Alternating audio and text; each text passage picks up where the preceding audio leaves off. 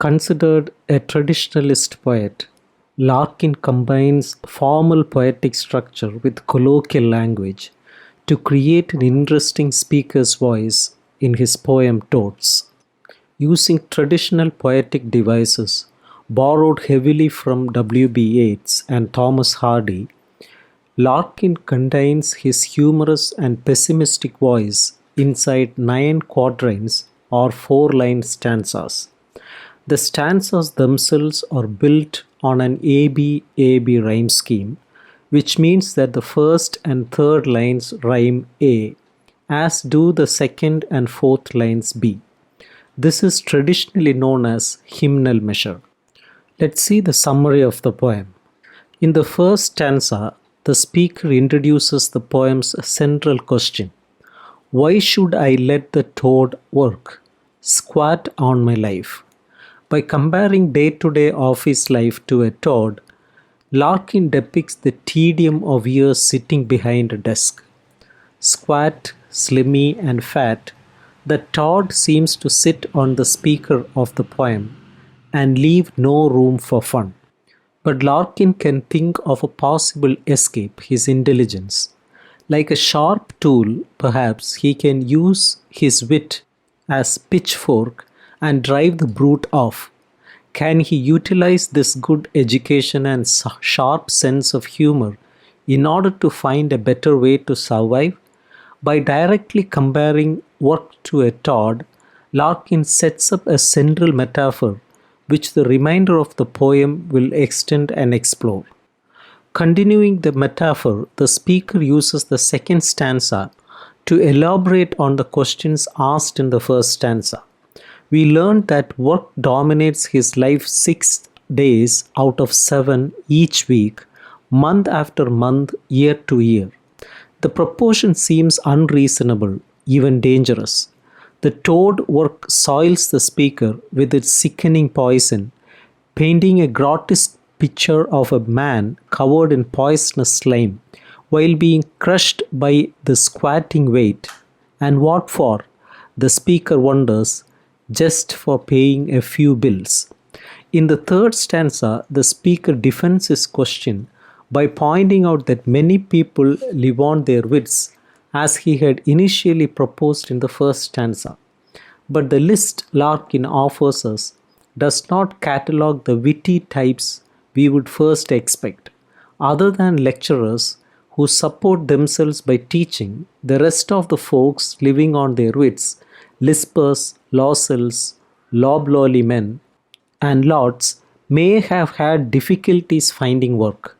Lispers are those having or affecting the air of sophisticated culture, not persons with speech impediment.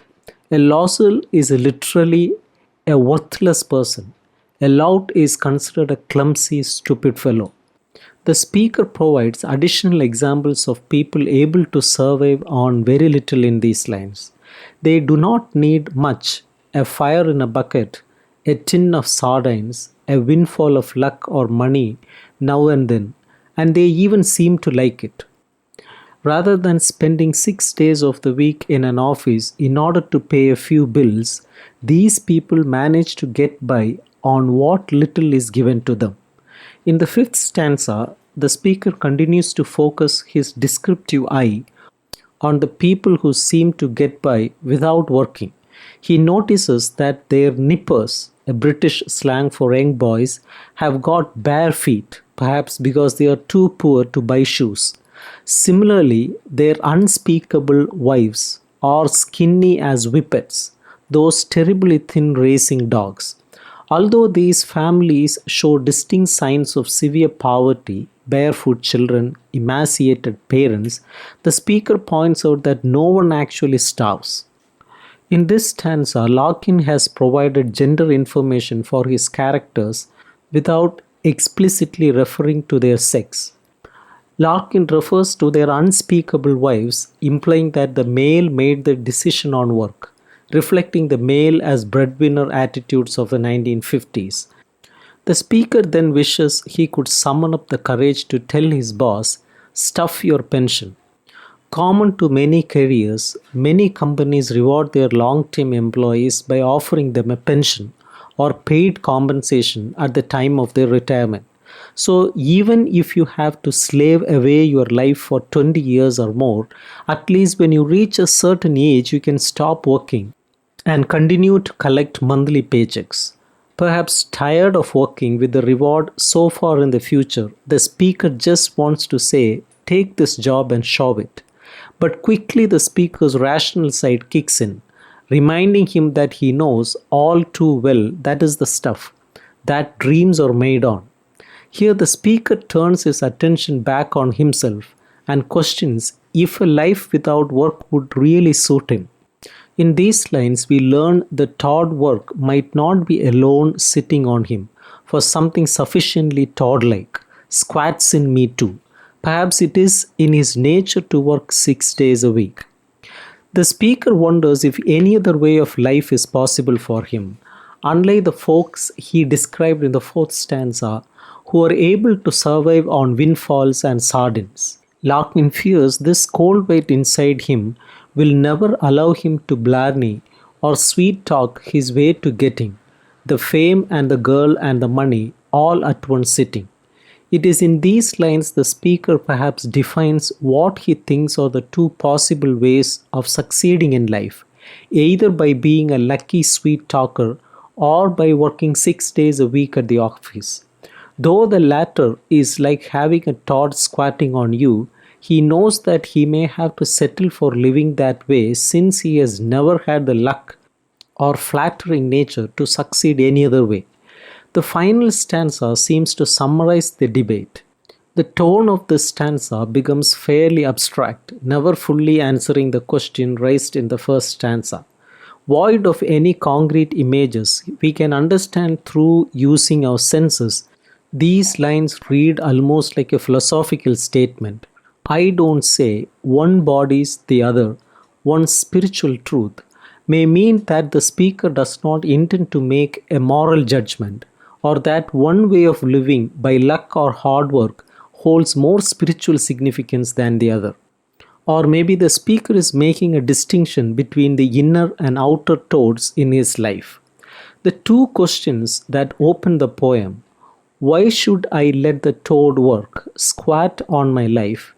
Can't I use my wit as a pitchfork and drive the brute off? Are both questions of identity. In an attempt to define who the speaker is, the speaker examines his life. He finds that he spends 6 days a week at the office in order to pay a few bills. Perhaps in 25 years or more, he will earn his pension and be able to retire with financial security. A check arriving on schedule as it always has, even though he will not be sitting behind a desk any longer. But the ratio of work versus final reward does not seem fair. Surely he can find another way, one that provides spiritual fulfillment and a little fun. How can he make this life different? Is he courageous enough to shout, stuff your pension to his boss? As the poem nears closure, he begins to wonder if something sufficiently toad-like squats in him too, that perhaps what he begins the poem fighting against is really part of his own identity.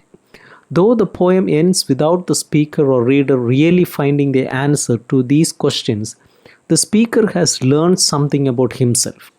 Underlying the questions about work in toads is the implicit assumption that the speaker feels a duty and responsibility to work. He is expected to be at his desk 6 out of 7 days a week in order to be productive and valued employee. At the time of the poem's publication, Larkin was a librarian at Brainmore Jones Library of the University of Hull in Yorkshire and stayed at that same job until his death in 1985. He managed a staff of more than 100 employees. Both students and staff depended on him to organize a wealth of university resources. This sense of responsibility is so strong for the speaker of Toads that even when he considers quitting, another part of himself speaks up, reminding like a parent, but I know all too well that's the stuff that dreams are made on.